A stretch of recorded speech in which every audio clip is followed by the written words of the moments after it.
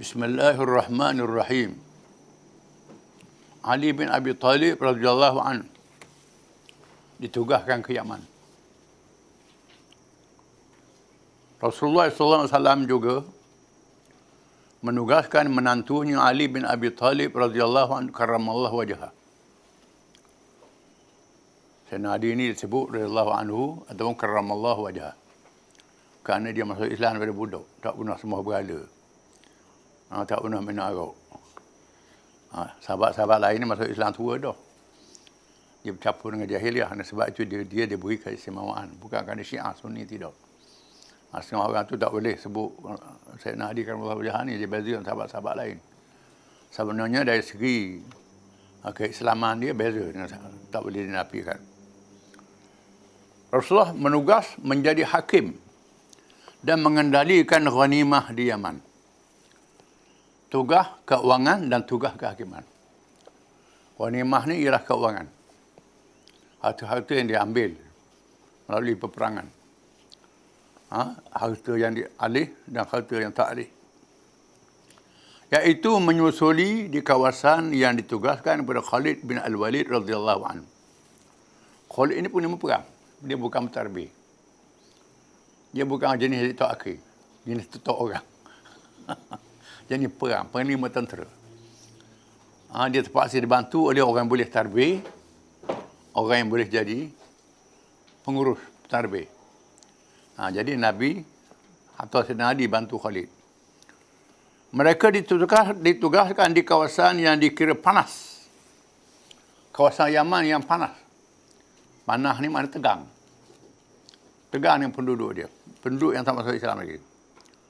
Walaupun demikian, Rasulullah SAW memberi wasiat yang sama dengan yang diarahkan kepada Mu'adz bin Jabal dan Abu Musa al-Asy'ari radhiyallahu anhu. Pesanan dia sama pada Sayyidina Ali. Iaitu Nabi bersabda, "La tuqatiluhum hatta tad'uuhum. Fa in abaw fala tuqatiluhum hatta yabda'ukum. Fa in bada'ukum fala tuqatiluhum hatta yaqtulu minkum qatila. ثم أروهم ذلك القتيل وقولوا لهم هل إلى خير من هذا سبيل فأن يهدي الله على يديك رجلا واحدا خير لك مما طلعت عليه الشمس وغربت." Maksudnya, jangan kamu perangi mereka sehingga kamu dakwahkan mereka. Jangan serang lagi. Ajak dia masuk Islam dulu. Khusus pada penduduk Yaman. Walaupun dia kerah, dia tegang, negeri lain nampak tegang tu, serang dulu. Tapi Yaman ni Nabi kata jangan. Walaupun tegang, ajak dia masuk Islam dulu. Jika mereka enggan, tak mahu Islam, maka jangan kamu perangi mereka sehingga mereka mula memerangi kamu. Jangan kamu serang orang Yaman ni, sehingga mereka serang kamu.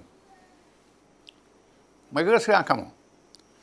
Maka jika mereka memerangi kamu, maka jangan kamu yang memulakan serangan, sehingga mereka membunuh dalam kalangan kamu. Bila serang, jangan serang lagi, dia bunuh orangmu seorang. Seorang lagi dia bunuh orangmu. Apa itu benar? Apabila mereka membunuh salah seorang dalam kalangan kamu, tunjukkan kepada mereka mayat orang yang dibunuh itu. Dan katakan kepada mereka, adakah ini caranya yang lebih baik? Hebat ni.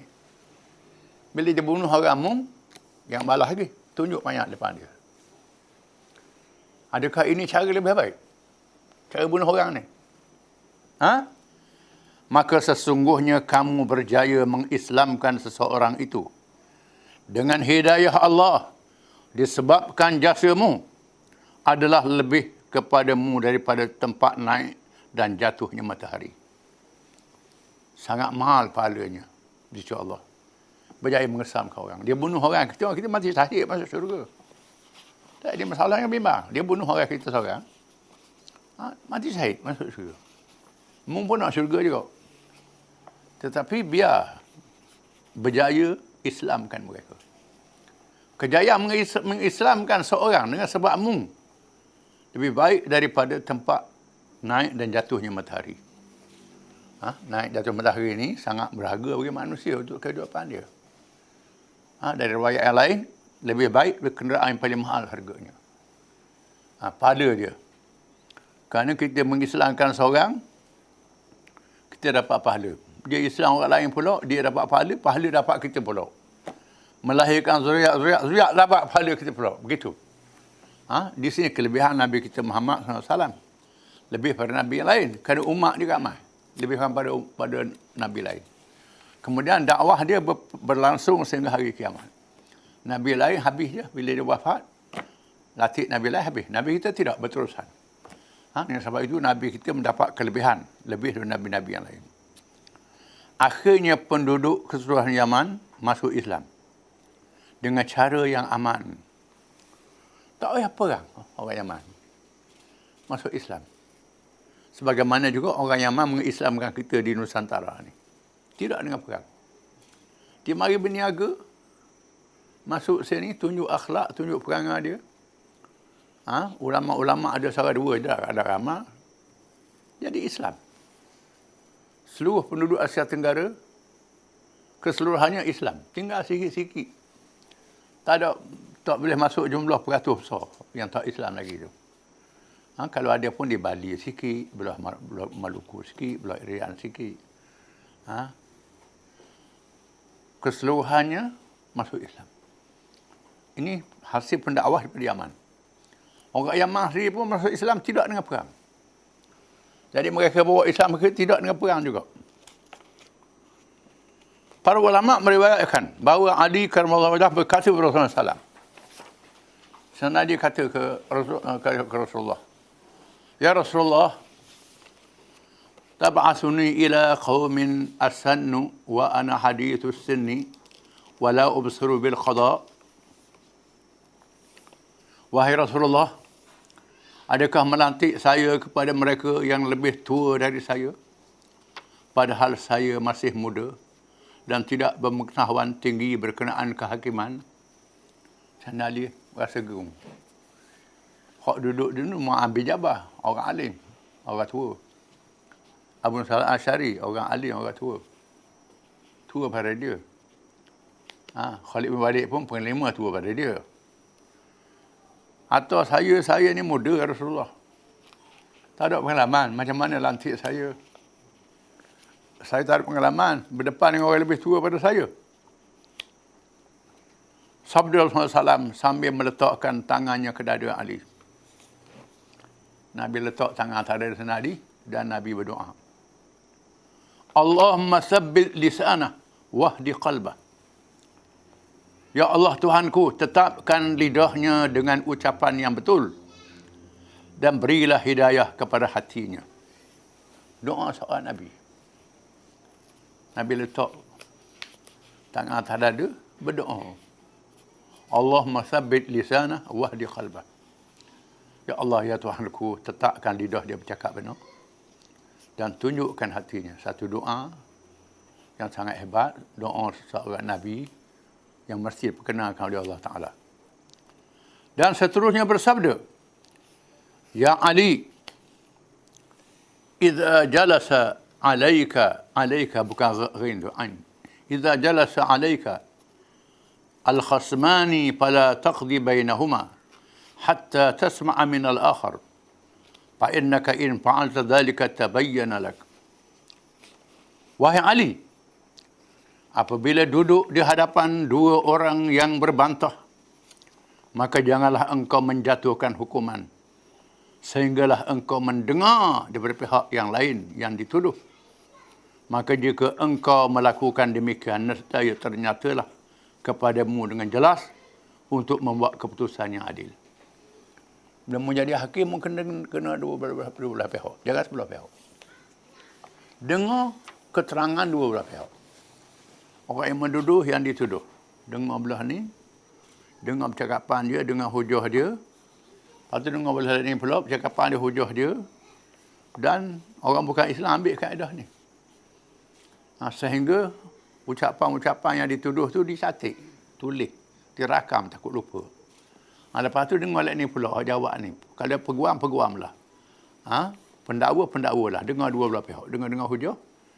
Dirakam, dicatat, lepas tu masuk dalam bilik bincang. Dengar dua-dua hujah ni. Jadi keputusan kehakiman berdasarkan kepada keterangan. Kepada hujah. Bukan berdasarkan pada ilmu yang dia tahu. Kita tak ada hukum dengan tahu, kita tak boleh. Kita tahu tengok tu, kita jadi tok hakim. Tak boleh berdasarkan kita tengok. Berdasarkan kepada keterangan-keterangan dalam mahkamah. Diberi oleh yang dituduh dan diberi oleh yang mendakwa dan yang kena tuduh. Kena dengar dua belah pihak. Ini kena faham. Keterangan dia, hujah dia dan sebagainya. Tak boleh dengar ikut surat khabar macam semalam ni. Surat khabar bukan salah lalu. Itu lagi tak betul. Surat khabar sia orang ni dah salah dah. Tak boleh, hakim tak boleh pengaruhi oleh media. Media tak boleh hidup tak hakim. Orang ramah tak boleh hidup tak hakim. Pakai dengar cakapan orang ramah. Tak boleh. Tak boleh. Nanti kena faham. Contoh macam Ki Adib yang Ki bunuh tu kan. Mengapa jadi begitu? Kerana kehakiman mesti mendengar keterangan-keterangan siasat yang dibuat tu bagaimana. Tak boleh dengar. Sentiment tak boleh. Semangat kasih pada tu tak boleh. Dengan keterangan dan kenyataan-kenyataan yang betul daripada dua belah pihak. Kalau sama-sama tak boleh buat hukuman. Apa ni? Ni tak reti bab kehakiman. Bab kehakiman kena sedar. Allah Ta'ala di hari kiamat, Allah Ta'ala tak ukur dengan ilmu dia saja. Allah Ta'ala ukur dengan saksi malaikat, saksi makhluk, saksi kulit dia bercakap, catatan macam malaikat. Allah Ta'ala tengok ni semua. Baca semua. Baru Allah Ta'ala ukur pada kiamat. Walaupun Allah tahu. Allah Ta'ala maha mengetahui kan. Pakai hukum gitu aja. Tidak. Allah Ta'ala dah ukur dengan ilmu dia. Dia ukur dengan saksi, keterangan, ngapa. Ni Allah Tuhan ajar kita begitu. Begitulah cara kehakiman. Yang Nabi ajar kepada Sayyidina Ali, ajar sahabat-sahabat dia. Dengan sebab itu bila mahkamah buat putusan tu, jangan kita pandai-pandai. Dia ada kaedah kehakiman.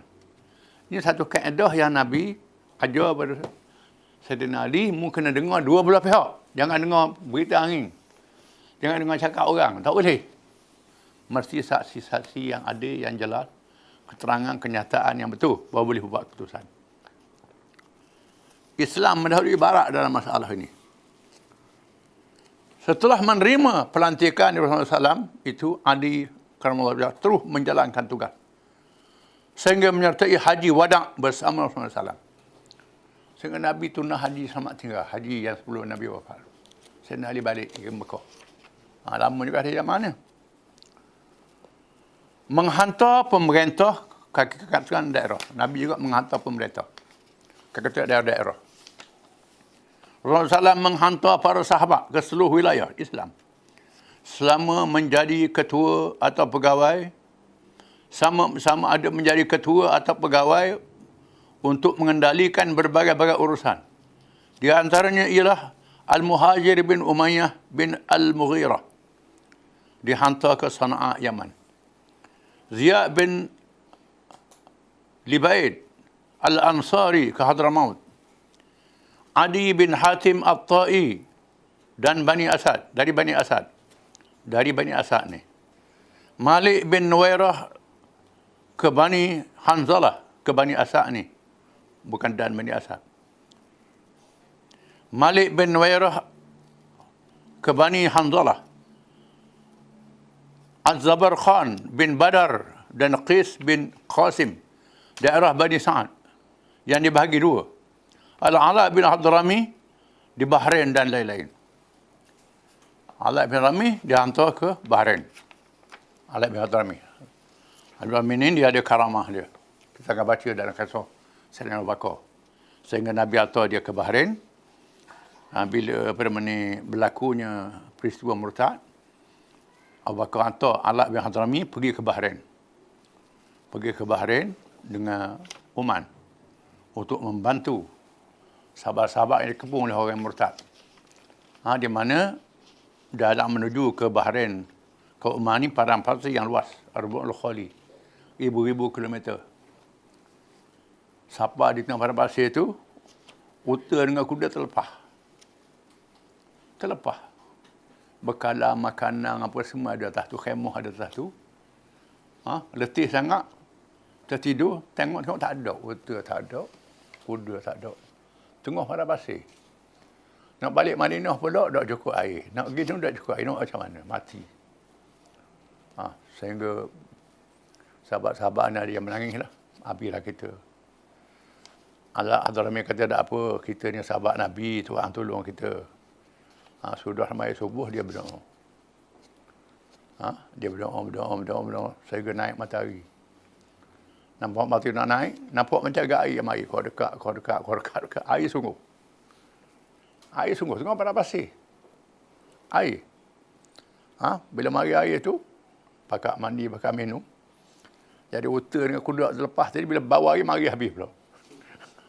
Ini karamah Ala bin Hadrami. Kita akan baca kisah dia. Dan bila pergi ke Bahrain berperang, musuh menyeberangi laut dengan kapal. Dia tak ada kapal. Macam mana? Dia kata, tak apalah, bismillah ya. Terus terjun dalam laut tu, kuda boleh jalan atas laut sampai ke pula hamba musuh. Mengalahkan musuh dan balik semula. Ini karamah. Berlaku pada Ala bin Hadrami. Walaupun itu saya dah mau pecah dia. Jadi bila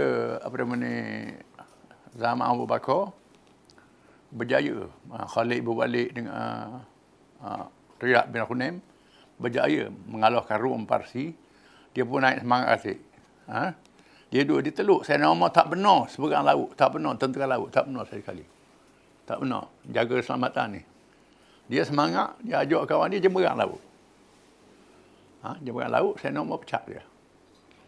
Kerana buat sendiri, tindakan sendiri, tak ikut arahan, tak ikut. Disiplin, jangan disiplin. Walaupun itu kena tengok disiplin juga.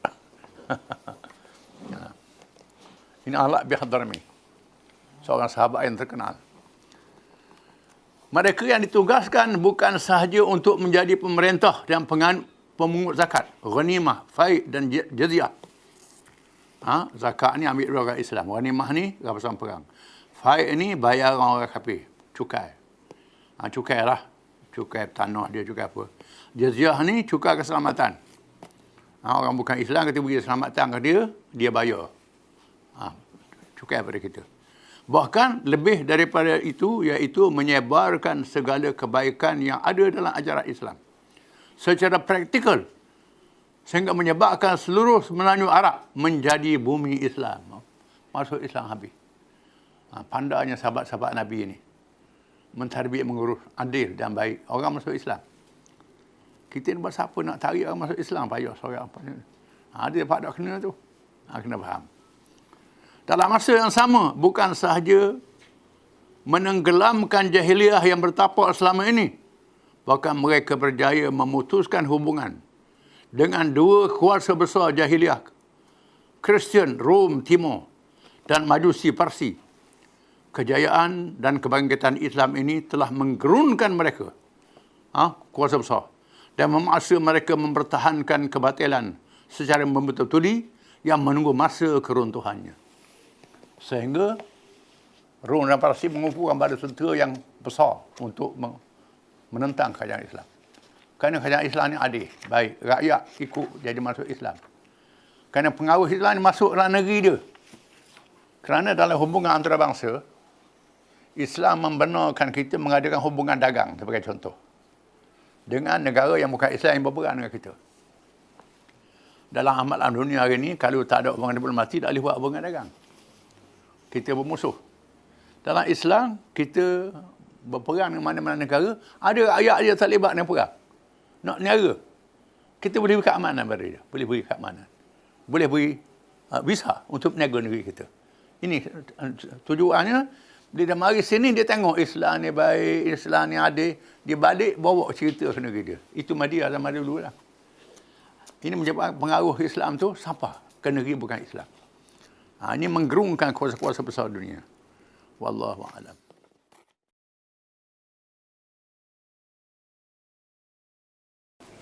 Bismillahirrahmanirrahim.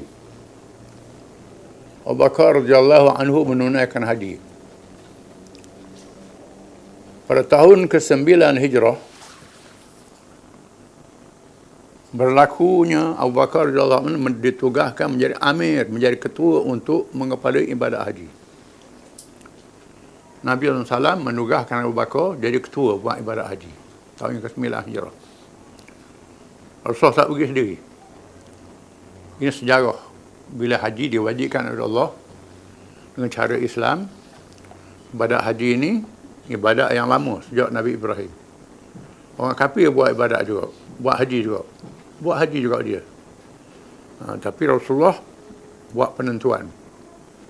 Boleh buat cara Islam saja. Dengan perintah Allah. Abu Bakar jadi ketua. Dikira haji pertama dalam era Islam. Setelah berhala-berhala khususnya di tanah suci Mekah dimusnahkan. Lepas Fatu Makkah. Di masa jahiliyah, ibadat haji juga dilakukan tetapi penuh dengan amalan maksiat. Di antaranya saki baki syirik. Amalan syirik, sembelih, lomba darah di Kaabah dan sebagainya. Puja syaitan.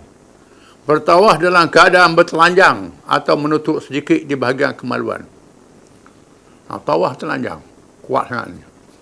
Telanjang, tutup kat kemaluan sikit je tawaf, lelaki puang. Para wanitanya bersair. Wanita ada bacaan dia, syair. Al-yawma yabdu ba'duhu aw kulluhu wa ma bada minhu fala uhilluhu. Hari ini terdedah sebahagiannya atau seluruhnya. Dan apa terdedah daripadanya tidak aku menghalalkannya, tak boleh. Selok tunjuk korang tapi tak halal. Ini semua kerja jahiliah. Amalan yang berasaskan pusaka nenek moyang sebagaimana dinyatakan oleh firman Allah Subhanahu wa taala, wa idza fa'alu fahishatan qalu wajadna 'alayha aba'ana wallahu amarna biha qul innallaha la ya'muru bil fahsya ataquluna 'ala Allahi ma la ta'lamun. Dan apabila mereka melakukan perbuatan keji, mereka berkata, kami dapati nenek moyang kami melakukannya. Dan Allah juga menyuruhnya. Katakanlah sesungguhnya Allah tidak sekali-kali menyuruh perkara yang keji. Adakah kamu berkata terhadap Allah apa yang kamu tidak tahu? Surah Al-A'raf ayat 28. Dia selit ke Tuhan. Tuhan suruh buat begini, dia kata. Padahal Tuhan tak suruh benda-benda keji begitu. Tuhan suruh benda baik, benda molek, benda berakhlak, benda mulia. Manusia bukan menatang. Manusia ada kemuliaan, ada maruah, ada harga diri. Bukan menatang, tak ada maruah, tak ada harga diri. Manusia dihukum dengan akhlak, dengan takwa. Menatang berapa kilogram. Timbang daging dia, tengok kulit dia, tengok warna bulu dia. Manusia bukan begitu. Dengan akhlak dan sifat yang mulia, bertakwa pada Allah. Abu Bakar radhiyallahu anhu ditugaskan supaya mengepalai umat Islam, mengerjakan ibadat haji yang diwajibkan dan menjadi salah satu daripada rukun Islam. Haji ini salah satu rukun Islam, 5 perkara. Dalam masa yang sama Allah mewahyukan surah Bara'ah yang membersihkan Mekah dan ibadat hajinya daripada kaum musyrikin dan amalan mereka. Rasulullah SAW menugaskan Ali bin Abi Talib karamallahu wajhah dengan perintah Allah dan cara yang diketahui oleh orang Arab sejak zaman berzaman agar orang yang menyampaikan perkara penting mewakili pemimpin hendaklah daripada keluarganya yang terdekat. Allah Ta'ala yang menentukan. Allah suruh Nabi tugaskan Sayyidina Ali menyampaikan surah Bara'ah. Terdapat kalangan Syiah mengatakan Ini salah satu sebab mengapa Ali yang layak jadi khalifah. Bakal salah jadi khalifah. Ini khusus ibadat haji. Masalah khalifah tu cerita lain. Itu bab lain. Bab haji pun Rasulullah suruh Bakar jadi ketua haji, bukan Sayyidina Ali. Kenapa tak suruh Sayyidina Ali pada awal dia ketua haji? Ini menunjukkan keadaan yang berbeza. Kena faham. Jadi Abu Bakar jadi ketua haji. Ali ditugaskan untuk menyampaikan surah Bara'ah. Perisytiharan. Muslim haji tak boleh lagi amalan syirik. Mekah bersih daripada syirik. Bersih daripada kafir. Allah Ta'ala tugaskan supaya Nabi suruh anak-beranak paling dekat. Sayyidina Ali lah. Menantu dia, anak angkat dia, sepupu dia. Sahabat yang awal masuk Islam, zaman kanak-kanak. Tak terbabit dengan jahiliah. Dididik di rumah Nabi sejak kecil. Sayyidina Ali. Ali karamallahu wajhah yang bertolak kemudian dengan menunggang unta kepunyaan Rasulullah SAW bernama Al-Azba, menemui Abu Bakar di Zulhulaifah. Ali tugaskan bertolak kemudian. Jumpa dengan Abu Bakar di Zulhulaifah, nama tempat dalam perjalanan. Abu Bakar melihat naik unta Nabi, kenderaan khas, tak kenderaan Nabi. Zaman ni kereta khas lah, ni unta khas Nabi. Unta Nabi sendiri, Sayyidina Ali naik, Nabi dah datang, Sayyidina Ali jadi wakil. Naik unta Azwa. Apabila Abu Bakar radhiyallahu melihatnya, terus bertanya, adakah awak datang untuk mengambil alih menjadi ketua atau diperintah? Bakar tanya, awak mari ni nak tugas dari ketua ke aku kena turun pakar? Ini ikhlasnya. Kerana Rasulullah Latif mempeluk jadi ketua. Ali kerana Allah menjawab, diperintah, ada perintah, bukan jadi ketua dok. Ketua awak juga jadi ketua. Aku nak menyampaikan mesej, menyampaikan perintah. Mereka meneruskan perjalanan sehingga ke Mekah dan menunaikan haji di bulan Zulhijjah. Haji bulan Zulhijjah. Abu Bakar radhiyallahu anhu berkhutbah pada menerangkan kepada umat Islam cara-cara ibadat haji. Apabila hari ke-10, maka Ali karamallahu wajhah mengisytiharkan tentang surah Bara'ah, yaitu firman Allah Subhanahu wa taala, bara'atun min Allah wa rasulih ila alladhina ahadtum minal musyrikin fasihu fil ardi 4 ashhur wa'lamu annakum ghairu mu'jizillah wa anna Allah mukhzil kafirin wa adhanun min Allah wa rasulih ila an-nas yawm al-hajj al-akbar anna Allah bari'un min al-musyrikin wa rasuluhu fa in tubtum fa huwa khairul lakum wa in tawallaytum fa'lamu annakum ghairu mu'jizillah wa basyiril ladzina kafaru bi'adzabin alim illa alladhina 'ahadtum minal musyrikin thumma lam yanqusukum syai'a wa lam yuzahiru 'alaykum ahada fa'atimmu ilaihim ahdahum ila muddatihim innallaha yuhibbul muttaqin. Ini adalah pemutusan tanggungjawab pembatalan perjanjian dari Allah dan Rasulnya terhadap kaum musyrikin yang kamu mengikat perjanjian dengan mereka. Oleh itu, hendaklah kamu, hai kaum musyrikin, bergerak di muka bumi dengan bebasnya selama 4 bulan. Dan ketahuilah bahawa kamu tidak akan terlepas daripada seksa Allah. Dan ingatlah sesungguhnya Allah akan menghina orang-orang yang kafir dengan bencana dunia dan seksa di hari akhirat. Dan inilah perisytiharan dari Allah dan Rasulnya kepada umat manusia. Diisytiharkan pada hari Haji Akbar, hari ke-10 Zulhijjah, bahawa sesungguhnya Allah dan Rasulnya mengutuskan tanggungjawab terhadap orang-orang musyrikin. Oleh itu, jika kamu bertaubat dari kufur, maka yang demikian adalah baik bagi kamu. Dan jika kamu berpaling ingkar, maka ketahuilah sesungguhnya kamu tidak akan dapat melepaskan diri dari Allah azab seksanya. dan khabarkanlah kepada orang-orang kafir bahawa mereka akan ditimpakan dengan azab yang tidak terperi sakitnya. Surah At-Taubah ayat 1 hingga 4. Ayat ini keras. Periksa yang sangat keras tuju pada orang kafir. Imam At-Tirmizi meriwayatkan bahawa Ali radhiyallahu telah mengumumkan 4 perkara dalam ayat ini. Yang pertama, tidak dibenarkan lagi tawaf dalam keadaan bertelanjang. Segala amalan jahiliah tak boleh telanjang dah. Tak boleh dah tawaf. Yang kedua, mana-mana pihak yang ada mengikat janji dengan Nabi SAW mengikut masa yang ditetapkan dan kepada yang tidak ada perjanjian, dia beri tempoh 4 bulan. Yang ada perjanjian dengan Nabi ikut surat perjanjian. Yang tak ada perjanjian beri tempoh 4 bulan. Sama ada tunduk atau perang. Ini keras. Sebab tu surah ni tak wajib bismillah. Surah Bara'ah ni tak wajib bismillah. Auzubillah selalu. Surah lain dia sambung. Dia mula dengan bismillah. Surah ni tak dalam Quran. Ni permulaan ayat. Ayat yang pertama tak ada bismillah. Tengok dalam Quran ni. Kerana ayat ini mengandungi perintah yang sangat keras. Yang ketiga, tidak masuk syurga malaikat orang yang beriman.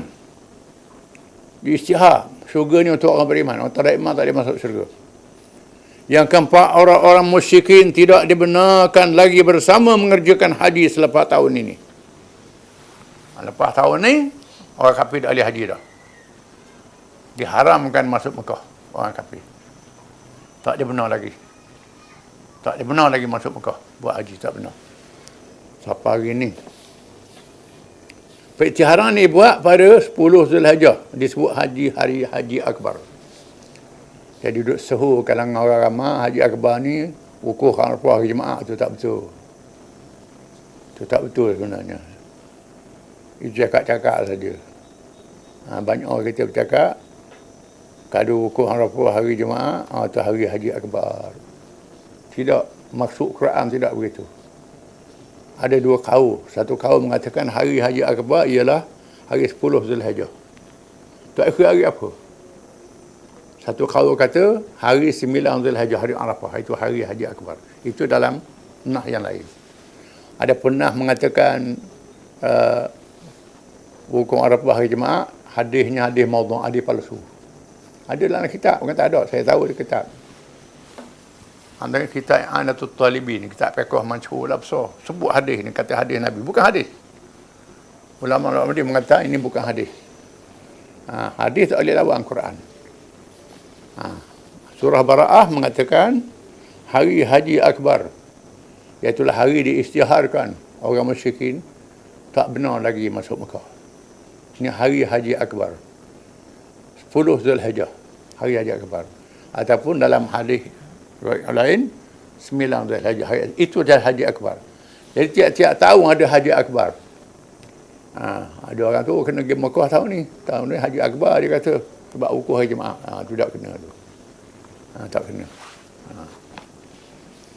Abu Bakar radhiyallahu anhu memerintahkan Abu Hurairah radhiyallahu anhu supaya membantu Ali karamallahu wajhah bagi menyampaikan kepada orang ramai pada hari Nahar, hari yang 10 perkara-perkara tersebut. Rasulullah SAW menugaskan Abu Bakar radhiyallahu anhu mengepalai haji di tengah kesibukannya menerima rombongan yang datang menganut Islam atau menyerah diri sejak selepas perjanjian Hudaybiyah dan memuncak selepas peperangan Tabuk. Keadaan yang berlaku adalah peringkat akhir marhalah Rasulullah SAW. Peringkat Nabi nak mati. Peringkat memuncaknya kemenangan Islam, di mana Nabi tunggu di Madinah menerima rombongan-rombongan yang datang masuk Islam ataupun rombongan yang datang menyerah kalah. Oleh kerana sibuk banyak rombongan datang, maka Nabi tugas Abu Bakar Siddiq radhiyallahu an menjadi Amirul Hajj, ketua haji pada tahun itu, tahun 9 Hijrah. Dan Sayyidina Ali ditugaskan untuk menyampaikan perisytiharan. Ini marhalah akhir daripada perjuangan Nabi SAW dalam hayat dunia. Merupakan marhalah akhir SAW mengepalai bahtera Islam yang menyelamatkan manusia, tetapi berdepan dengan gelombang cabaran yang sangat besar lagi hebat. Dari penduduk padang pasir yang sifat mereka samalah dengan kepanasan suhu dan kekerasan batu bukit bukaunya. Namun kejayaan telah dicapai, di mana manusia yang ditempatkan dari daerah yang begini rupa sahaja menjadi pendukung yang layak berdepan dengan seluruh dunia dari segenap penjuru dan di sepanjang zaman. Allah Ta'ala pilih bangsa Arab, bangsa yang keras, yang panah, hidup padang pasir, yang susah. Bila dia masuk Islam, dia berjuang Islam gigih. Tak takut korang, sanggup menghadapi cabaran, sanggup belayar ke seluruh pelosok dunia, tinggal keluarga mati di mana saja ajal dia, sebab begitu berani menyebarkan Islam ke pelosok dunia. Bukan mudah tu. Diturahkan menyebarkan Islam. Bukan mudah macam zaman sekarang, ada kapal terbang, ada apa ni, belayar kot laut, kot darat untuk menyampaikan Islam. Berjalan tak tahu berapa ribu kilometer, sampai habis mati di dalam perjalanan, dan mati di tempat dia pergi menyampaikan Islam, tak sempat berjumpa anak isteri, jumpa dengan anak. Begitu, sampai begitu sekali. Ini hebat. Menghadapi seluruh pelosok dunia, penjuru dunia. Ini kehebatan orang Arab. Allah Ta'ala pilih mereka menjadi pendukung yang pertama bersama dengan Nabi SAW. Masa itu akidah dia kuat lah. Arab sekarang ni akidah tak kuat dah. Hidup atas permadani, di dalam kemewahan, kesenangan, tak sanggup hadapi cabaran bila akidahnya dah lemah. Ini cerita zaman mereka bersama dengan Nabi SAW, zaman awal Islam.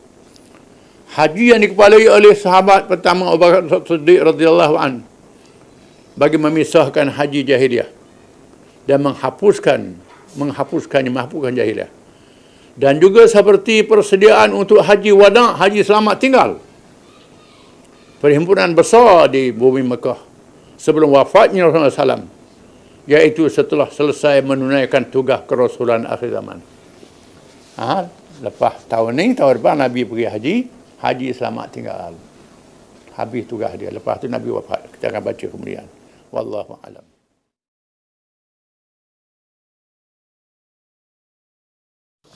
Bismillahirrahmanirrahim. Kejayaan dakwah dan penerusan risalah. Rasulullah SAW telah berjaya membina asas yang teguh dengan iman dalam kalangan segelintir bangsawan dan golongan kaya di Mekah, dan kalangan terbesar mustada'afin yang lemah, yang tertindas, yang yakin kepada Islam menjadi pelindung dan seterusnya penyelamat seluruh perjalanan manusia dari dunia sehingga akhirat. Seterusnya melahirkan golongan muhajirin dan ansar yang hanya taat kepada Allah dan Rasulnya dan tidak tunduk kepada sesiapa selain Allah, tidak tunduk kepada sesiapa selain Allah dalam melangsungkan risalah walaupun menghadapi cabaran yang datang dari seluruh penjuru dunia. Nabi telah berjaya meletakkan satu asas yang kuat, mewujudkan satu jamaah yang kuat untuk melaksanakan risalah, menyampaikan ajaran Allah Ta'ala dengan melahirkan kumpulan yang terdiri daripada golongan bangsawan segelintir saja yang sanggup bersama dengan Islam mengorbankan harta benda, asal di Mekah seperti Abu Bakar, seperti Osman, Abdurrahman bin Auf dan lain-lain. Kerana orang yang bangsawan ni sayang pangkat, sayang harta, nak ikut Islam. Jadi orang yang ikut Islam, orang bangsawan ni orang yang sungguhlah yakin, yang tak mabuk dengan kekayaan dunia. Yang kedua, kalangan mustada'afin yang tertindas. Ini paling ramai. Yang tertindas ni memanglah dicari pelindung. Dah ada ajaran baru, dia anggap melindungi dia, dia ikut. Ini dua kumpulan.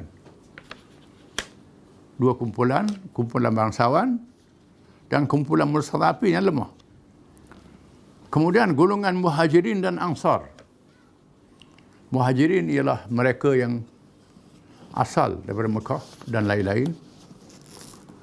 Ansar ialah penduduk Madinah yang bersedia menerima Islam. Muhajirin ialah mereka yang sudah Islam daripada awal. Selama 12 tahun dibelasah, dizalimi, diunyanya. Yang bangsawan disekat perniagaannya, disekat kehidupannya, perjalanan pengurusannya. Yang bangsawan ini tak berdali bersama dengan Nabi juga, ikut Islam. Orang yang beriman sungguh. Orang yang lemah pula ditindas, terus ikut Nabi juga. Ini generasi muhajirin. Kemudian Nabi mencari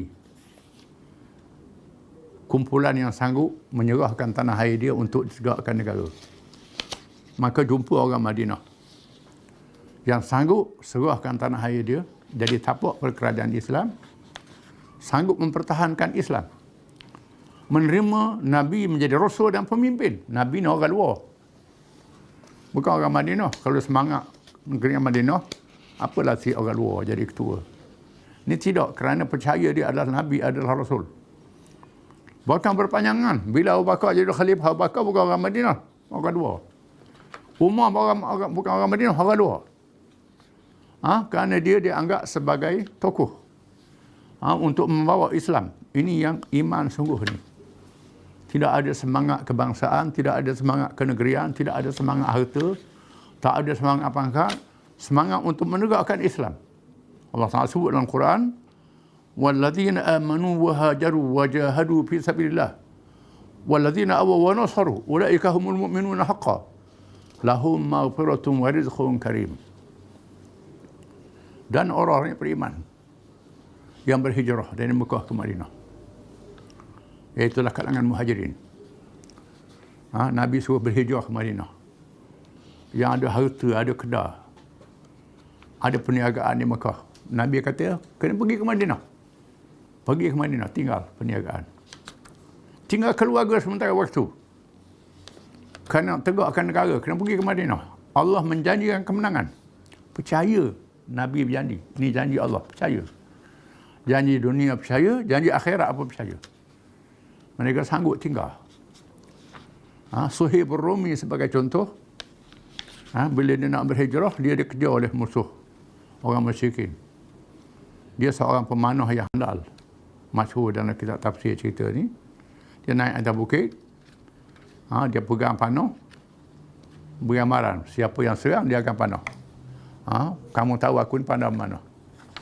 Lalu mereka kata, Suhaib, mu ada harta di Mekah, mu suruh harta kamu berdekat ni.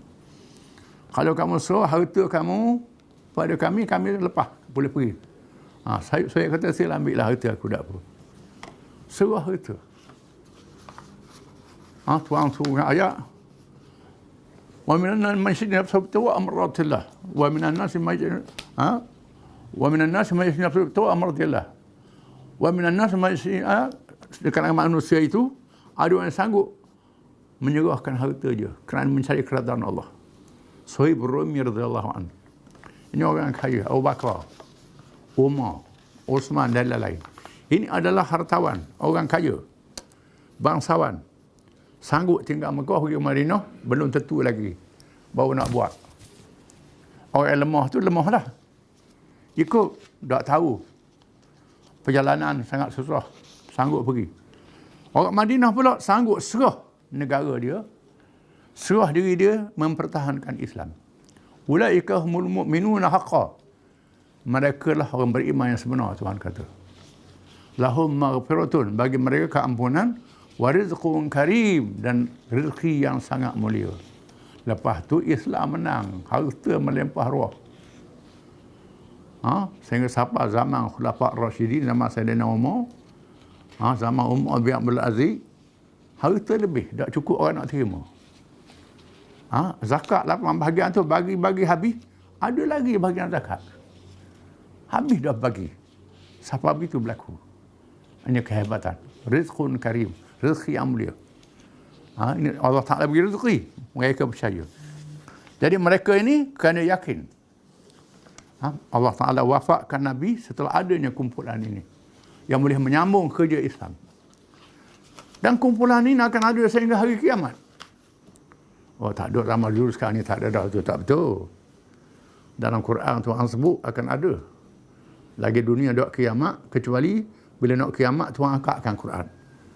Tak ada orang Islam langsung. Selagi tak sampai masa kiamat, akan ada Islam ni.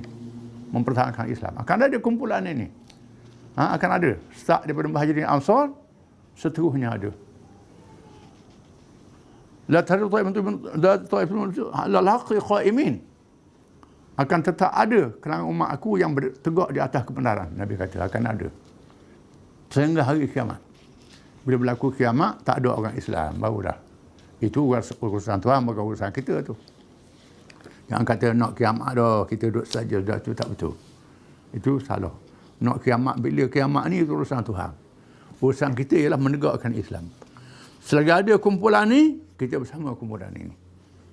Rasulullah SAW telah berjaya memikul tanggungjawab sebagai Nabi akhir zaman. Bermula dengan membangun manusia yang akan membangun dunia dengan acuan Allah. Memungkinkan makhluk ini melaksanakan tugasnya yang sebenar di bumi Allah. Kejayaan melalui jihad yang penuh pengorbanan yang hanya mampu ditanggung oleh mereka yang dipilih oleh Allah.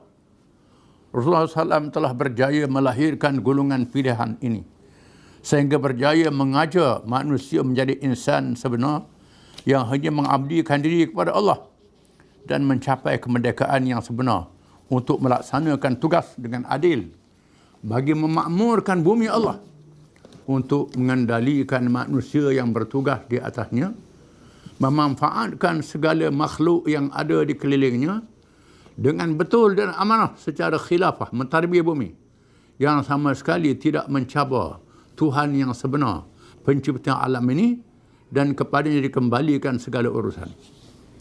Rasulullah SAW berjaya membentuk generasi. Bukan sahaja membawa ajaran Islam, bahkan memimpin dunia.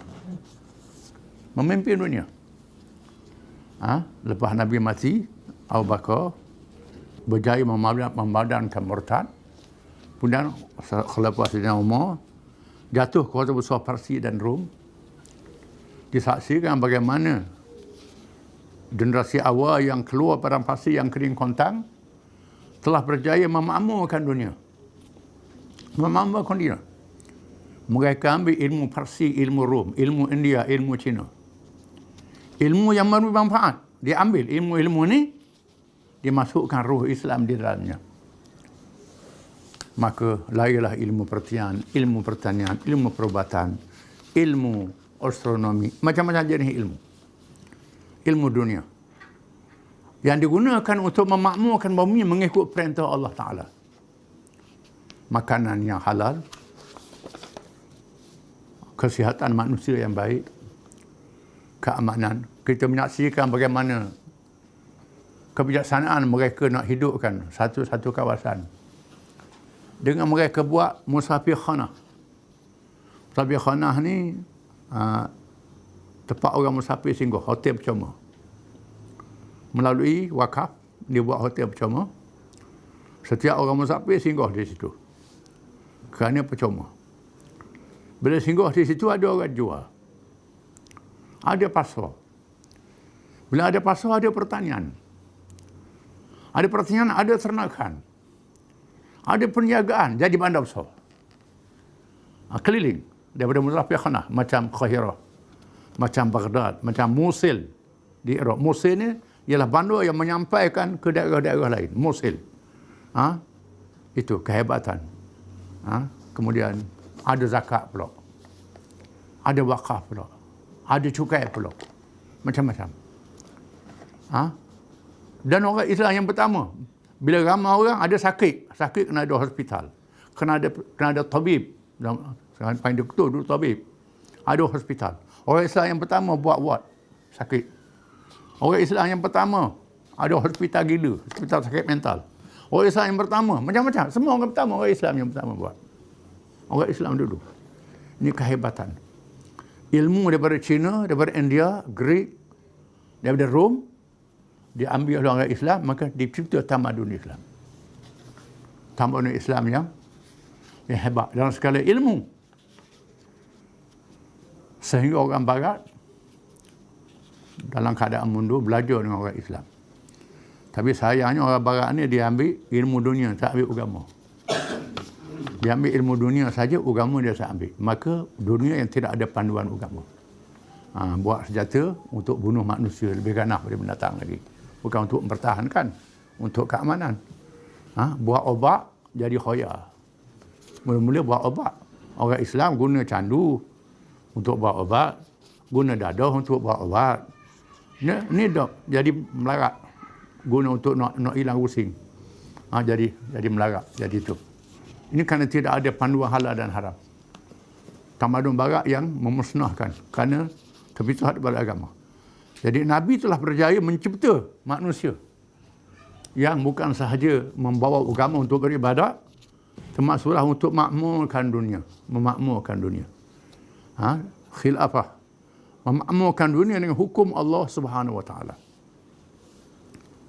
Abu Hasan Nadawi tulis sebuah buku, Madza khasara Aslam bin Hitatil Muslimin. Apakah kerugian dunia dengan kemunduran orang Islam? Bila orang Islam ditinggal, orang Islam mundur, dunia pun jadi selalu. Orang Islam tak memimpin lagi. Barat ambil tamadun yang tak ada hidayah. Merosakkan. Bumi Mekah yang dibuka oleh Ibrahim AS dengan meletakkan zuriat dan membina Kaabah yang menjadi kiblat sudah berhasil mengikut agenda Allah. Generasi yang membawa ubur hidayah Allah untuk manusia akhir zaman sudah dibentuk. Nabi akhir zaman akan dipanggil ke alam baqa. Tidak ada lagi Nabi dan Rasul selepas ini. Tidak ada lagi kitab wahyu selepas Al-Quran. Tetapi risalah kenabian, kerasulan dan wahyu boleh dilangsungkan oleh umat yang akan bertali arus. Sehingga Allah menamakan riwayat alam ini dengan kiamat besar. Allah Ta'ala pilih Mekah. Bumi yang kering kontang. Allah Ta'ala perintah Ibrahim bawa anak dia Ismail dengan ibu Ismail Hajar tinggal di Mekah. Tak ada manusia langsung. Tak ada air. Air pun tak ada. Macam mana? Ibrahim diuji oleh Allah Ta'ala dengan keimanan. Allah Ta'ala perintah, wahai Ibrahim, meletak anak isterimu di sini. Letak di bumi ini. Ibrahim tak tanya mana airnya, mana pasarnya, mana kedainya, nak makan mana, tak tanya. Allah Ta'ala suruh letak situ. Allah Ta'ala mesti jamin. Jangan bimbang. Hajar pula, bila Ibrahim nak tinggal dia dua beranak, tanya, adakah Allah suruh? Ibrahim kata Allah suruh. Kalau Allah suruh tak apalah. Terima. Daripada Hajar dan Ismail ni lahirnya Quraisy. Li'ila fin rihlati asy-syita'i was-sayf falya'budu rabb hadzal bait alladzi at'amahum min ju' wa amanahum min khauf. Menjadi kelaziman orang Quraisy, mereka musafir di waktu musim panas, musim sejuk. Musim panas, rihlat asy-syita', musim sejuk, mereka pergi ke Yaman. Yaman ni negeri yang panas, musim sejuk, jadi sederhana. Kemudian as-sayf, sayf ni musim panas, pergi ke Syam. Syam ni negeri yang sejuk, musim panas, jadi sederhana. Syam adalah pelabuhan kepada negeri-negeri barat. Bawa barang situ. Yaman pelabuhan negeri timur, China, Parsi dan lain duduk situ. Jadi orang Mekah yang tak ada makanan ni sepatutnya carilah. Musim panas pergi ke Yaman, musim sejuk pergi ke Syam. Jadi barang Yaman bawa ke Mekah, bawa ke Syam. Tukar dengan barang Syam pula, bawa ke Mekah, bawa ke Yaman. Jadi tukar barang timur barat. Mekah jadi perantara timur dan barat. Falya'budu rabb hadzal bait alladzi at'amahum min ju' wa amanahum min khauf. Falya'budu rabb hadzal bait, sembahlah Tuhan punya rumah ini, Kaabah. Ini ibadat. Tak boleh tinggal Tuhan. Tuhan at'amahum min ju', yang memberi makan kepada mereka sehingga mereka tak lapar. Ini ekonomi. Wa amanahum min khauf, aman daripada ketakutan. Ini politik.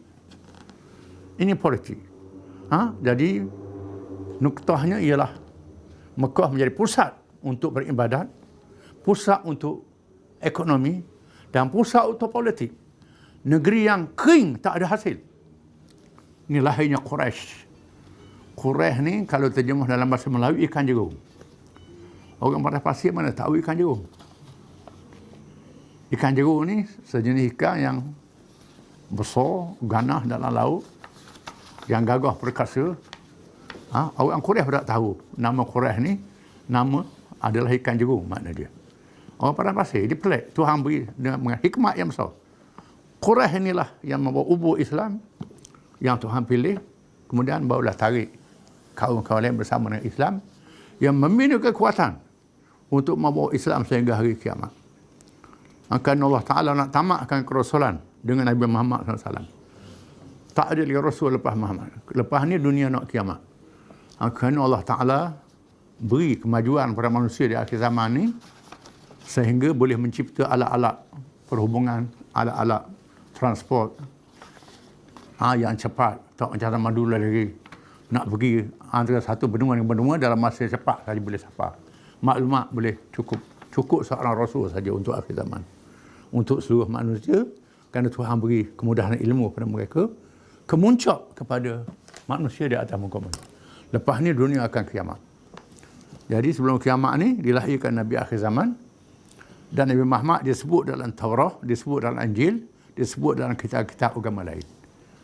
Semua agama ada sebut tentang kelahiran Nabi akhir zaman. Wallahu a'lam.